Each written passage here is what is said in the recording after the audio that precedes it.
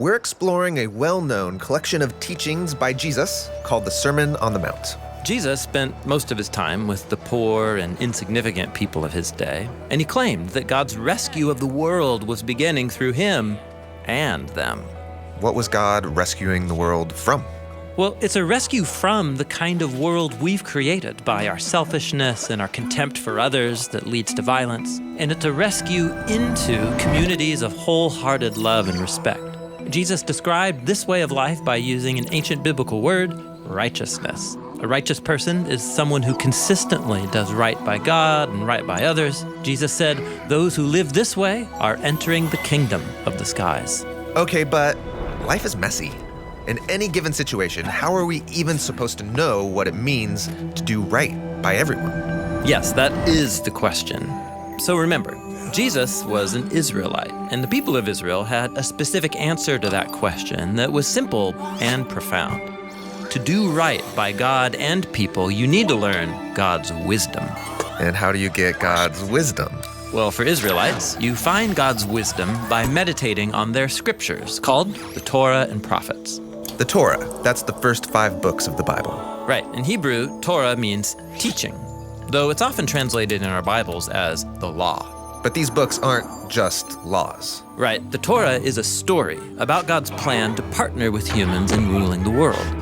And when humans ruin that partnership through stupidity and violence, God begins a rescue plan. First, by choosing and then rescuing the Israelites, and then by inviting them into a covenant relationship. Right, the story of Moses on Mount Sinai. That's where they get all these commands to live by. Yeah.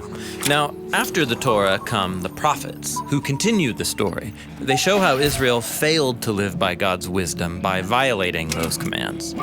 But they also wrote poetry about how that failure was not the end of the story.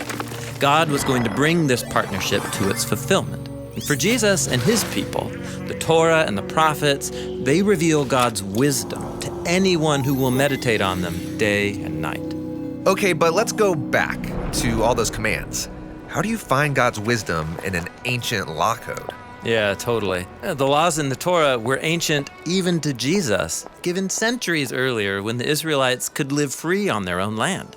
But in the time of Jesus, they were occupied by the Romans. They couldn't even follow many of the laws as originally stated. Okay, so that's a problem. And on top of that, the 613 laws in the Torah are not a comprehensive rule book.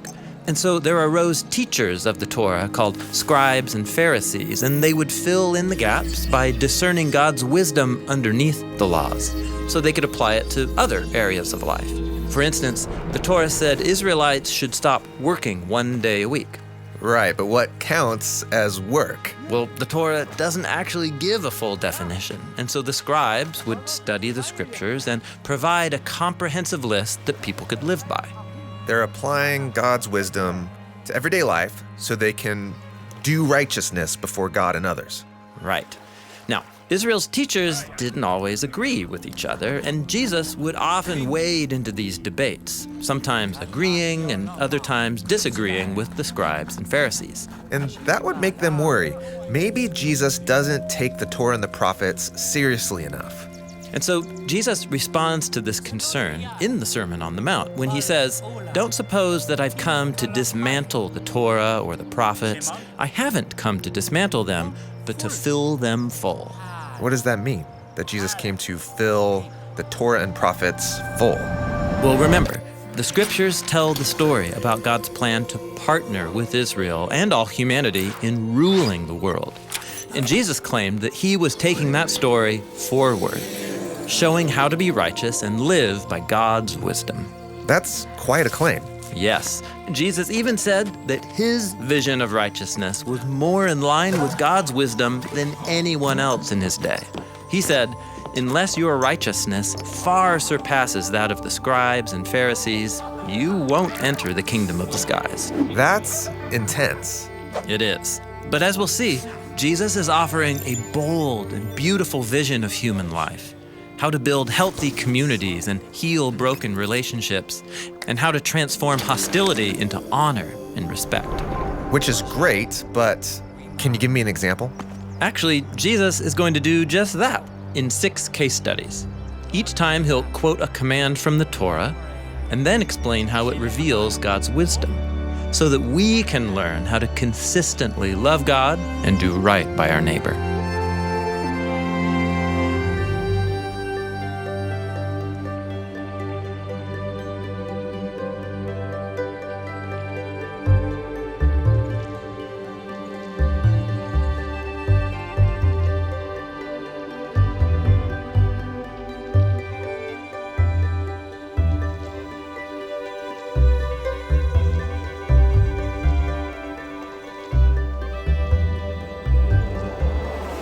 We just looked at this section of the Sermon on the Mount.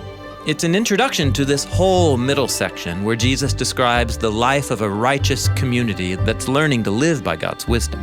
Next up, we'll look at the first 3 case studies where Jesus shows what real righteousness looks like in our most challenging relationships.